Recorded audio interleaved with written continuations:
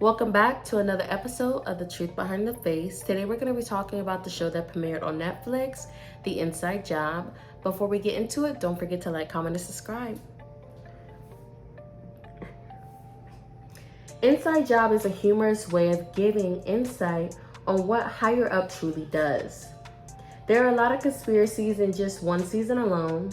They start the season off with a drunk former elite that used to work for the White House, exposing how elites and workers in the White House control everything in this world.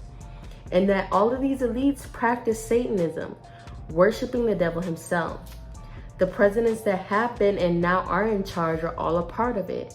And if they feel that the presidents fall out of line, they replace them with a clone.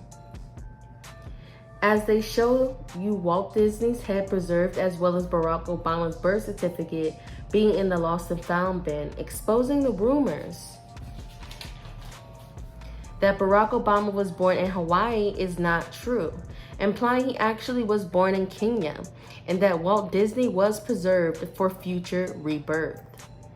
As they show in episode 2 that they have a clone lab, and they've been doing it for years, showing Hitler and Elvis Presley in the lab containers, mentioning that they keep famous DNA for history-related events, such as Kid Buu admitting that he was a second-generation clone that escaped the facilities, where he stated that celebrities' birth said he was born in Toronto, Canada, but in fact, Kid Buu mentioned that his first generation was actually born in New Jersey.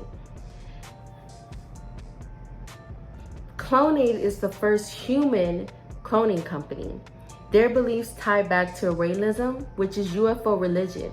They believe in using products that the fallen angels gave them will help them escape death and become immortal.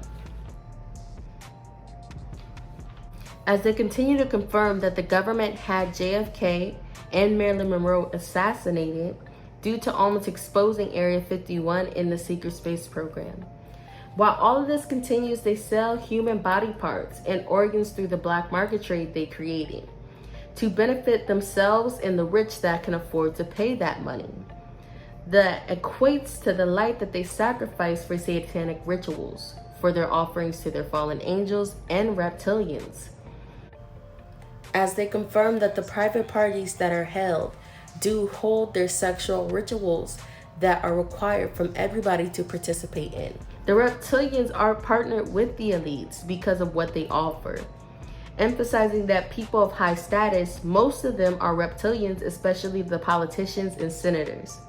They're handpicked from their bloodline and sent to top tier schools to be in positions of power later in life.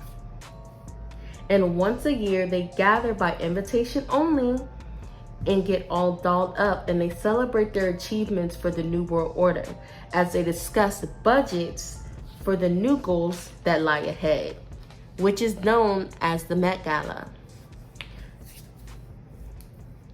Also, in an episode, they speak about releasing a gas into a small town to make the people stay in the same mind frame.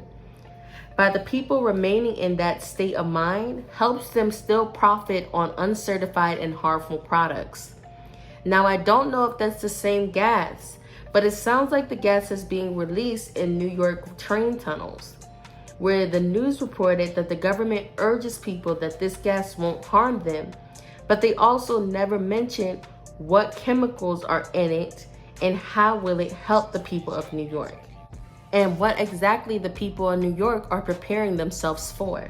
Now, as we know and seen, a lot of things that the Freemasons have put out are not coincidences, but in fact are meant to mislead people.